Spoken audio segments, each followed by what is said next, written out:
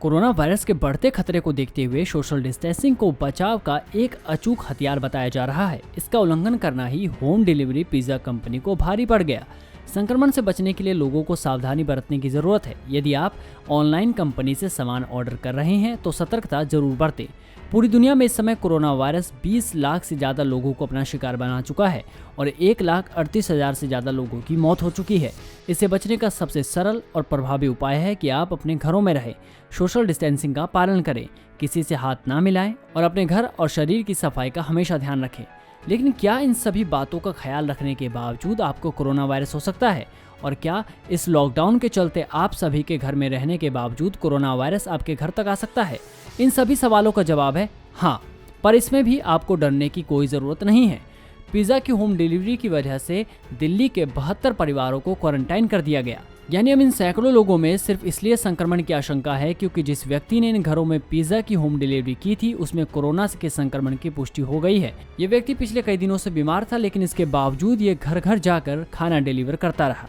ये जरूर इसकी मजबूरी रही होगी, क्योंकि बीमार होने के बाद भी आपकी तरह घर पर रहने का हक और मौका शायद इसके पास नहीं था, और शायद नौकरी और पैसों की चिंता की वजह से ही बीमार होने के बावजूद ये व्यक्ति अपना काम करता रहा। लेकिन अगर आप लोग भी घर पर बैठकर खाने की होम डिलीवरी कर रहे हैं तो आपको भी सतर्क होना जरूरी है। इससे पहले जान लें कि आखिर दिल्ली में होम डिलीवरी से कैसे 72 परिवार कोरोना की चपेट में आ गए। डिलीवरी करने वाले इस व्यक्ति को पिछले कई दिनों से खांसी और बुखार था। इसके बावजूद ये व्यक्ति पिछले रविवार तक घर घर जाकर खाने की डिलीवरी करता रहा। इतना ही नहीं, 72 परिवारों के अलावा इस डिलीवरी बॉय से मिलने वाले 17 डिलीवरी बॉयज को भी अलग अलग जगहों पर क्वारंटाइन कर दिया गया है। लेकिन ये घटना हमें बताती है कि कोरोना वायरस के इस दौर में हमें कितनी सावधानी बरतने की जरूरत है। शुरुआती जांच में माना जा रहा है कि इस डिलीवरी बॉय ने शायद पिछले दिनों किसी ऐसे व्यक्ति तक खाना पहुंचाया जो कोरोना वायरस से संक्रमित था, और यहीं से ये डिलीवरी बॉय भी संक्रमण का शिकार हुआ। लॉकडाउन के दौर में लोग ऑनलाइन खाना ऑर्डर तो कर रहे हैं, लेकिन वो इससे जुड़ी सावधानियां नहीं बरत रहे। इसलिए आज आपको उन सावधानियों के बारे में बताते हैं जिन्हें आपको ऑर्डर लेने से पहले बरतना है। जब भी आप ऑनलाइन खाना ऑर्डर करें तो इस बात का ध्यान रखें कि आप ऑर्डर को सीधे अपने हाथों से ना छुएं, बल्कि डिलीवरी करने वाले से कहें कि वो सामान दरवाजे के बाहर रखकर चला जाए। अगर आप खुद डिलीवरी ले रहे हैं तो ऑर्डर लाने वाले से कम 6 फुट की दूरी बनाकर रखें। इसके अलावा आपको कैश पेमेंट से भी बचना चाहिए, क्योंकि नोटों के जरिए भी संक्रमण एक व्यक्ति से दूसरे व्यक्ति में फैल सकता है। जहां तक संभव हो आप पेमेंट भी ऑनलाइन ही करें। यह आपकी और खाना डिलीवर करने वाले व्यक्ति की सुरक्षा के लिए बेहद जरूरी है।